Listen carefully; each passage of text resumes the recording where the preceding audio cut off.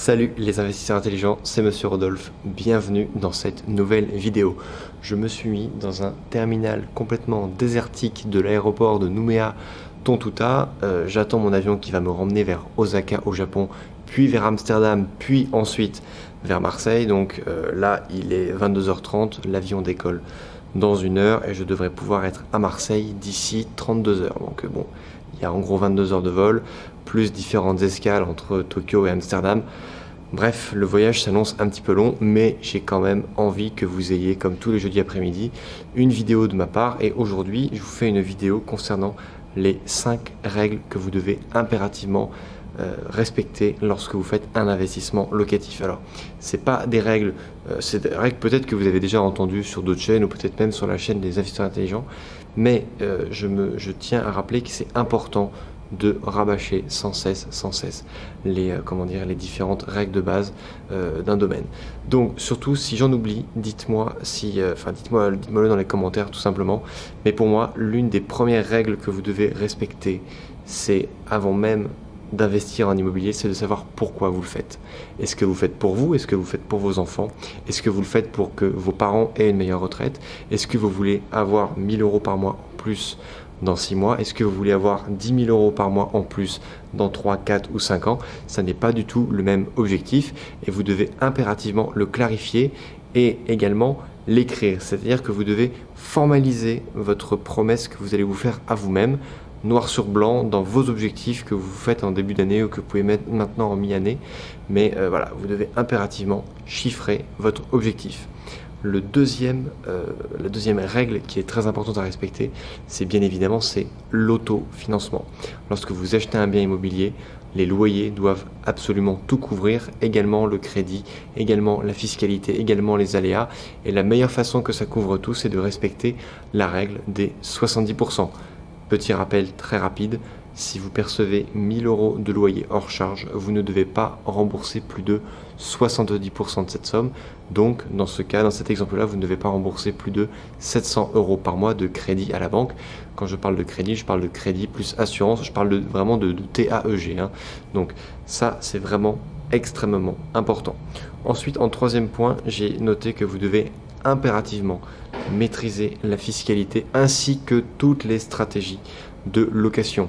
Vous avez en lien en description de cette vidéo un lien vers une série de vidéos, 7 vidéos qui s'appellent les essentiels, dans lesquelles vous allez retrouver toutes les stratégies de location qui existent avec une approche, de la fiscalité, et croyez-moi, c'est un très très bon début. Ensuite, si vous voulez aller vraiment beaucoup plus loin, je ne peux que vous encourager, soit vous former ou alors vous allez à la FNAC et puis vous achetez des livres et vraiment vous allez voir que tout existe à ce sujet-là et que vous devez impérativement acquérir ces connaissances-là si vous voulez aller plus loin, si vous voulez tout simplement continuer en immobilier, parce que, je l'ai déjà dit peut-être 1 millier de fois sur la chaîne, la fiscalité, surtout en France, a droit de vie et de mort sur votre investissement. Si vous prenez 2 appartements dans la même rue et que 2 personnes l'exploitent de manière complètement différente, il y a une personne qui peut être tout à fait excédentaire dans son résultat et l'autre qui va être tout à fait perdante, qui va vraiment devoir mettre à la fin de chaque mois de l'argent pour pouvoir secourir son investissement. Donc rappelez-vous bien surtout de cette règle-là de maîtriser la fiscalité et également les stratégies de location. J'ai également noté pour vous que votre tout premier investissement, il est important qu'il soit fait à une distance relativement proche de chez vous. Pourquoi je dis relativement? Parce que je sais que parmi vous, il y a beaucoup de gens qui sont de région parisienne, et en région parisienne, il est vraiment très très difficile d'investir dans des biens immobiliers qui vont tout simplement s'autofinancer. Donc, vous devez investir, je vais vous dire à moins de 2 heures de voiture de chez vous. Et encore, 2 heures, c'est peut-être beaucoup. Moi, le premier investissement que j'ai fait, il était à 25 minutes en voiture de chez moi. Et c'est vrai que la première année, c'est pas forcément très très bien passé. J'ai dû faire beaucoup d'allers-retours, j'ai dû gérer les travaux à distance, j'ai dû faire rentrer les locataires, faire plusieurs visites. Et bien, à chaque fois, je peux vous garantir que lorsque c'est assez distant de chez vous, ça peut prendre beaucoup de temps. Alors, il est certain qu'à l'époque, je ne mettais pas du tout mes appartements en gestion. Aujourd'hui, je délègue absolument tout. Et pour vous dire, il y a un immeuble que je possède depuis déjà maintenant quelques temps. Ça va faire plus d'1 an que je ne l'ai pas vu. Donc ça montre bien que on n'a pas besoin toujours d'avoir le nez dessus, mais quand même au tout début, lorsque votre projet va naître, vous avez quand même besoin d'être là, de le surveiller. C'est un petit peu comme une plante que vous mettez une graine que vous plantez en terre. Au début, il faut beaucoup l'arroser, puis une fois qu'elle est sortie de terre et que la nature prend le relais, eh bien il y a juste besoin de la surveiller, mais il n'y a plus besoin de l'arroser tous les jours. J'espère que ma petite image vous parle. Et le 5e point que j'ai noté, qui est peut-être le plus important, c'est acheter un bien dans lequel vous pourriez vous-même vivre ou dans lequel vous pourriez loger votre mère, votre grand-mère, votre meilleur ami. Voilà.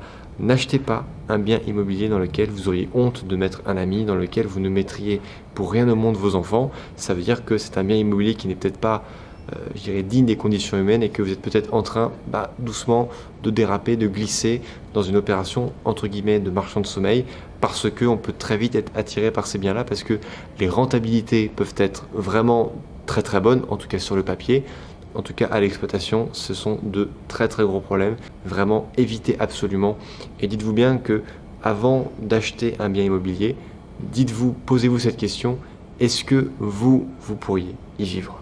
Voilà. Si la réponse est oui et que c'est un grand oui, alors allez-y. Voilà. Alors évidemment, si c'est un bien qui est dans un état de ruine, évidemment vous ne pourriez pas y vivre. Mais si vous le rénovez complètement, est-ce que vous pourriez y vivre? Est-ce que le quartier est bien? Est-ce que l'immeuble est bien? Est-ce que tout simplement ça convient à vos standards? Voilà, chers investisseurs intelligents, c'était ma dernière vidéo tournée dans le Pacifique Sud. Quelque chose me dit que je vais quand même assez vite revenir parce que c'est une région du monde que j'ai connue il y a bien longtemps quand j'ai voyagé en Australie. Mais il y a encore beaucoup de belles îles et de beaux endroits et de belles populations à découvrir. Et donc, je reviendrai, ça c'est certain. Je vous dis à très bientôt dans une prochaine vidéo. Ciao!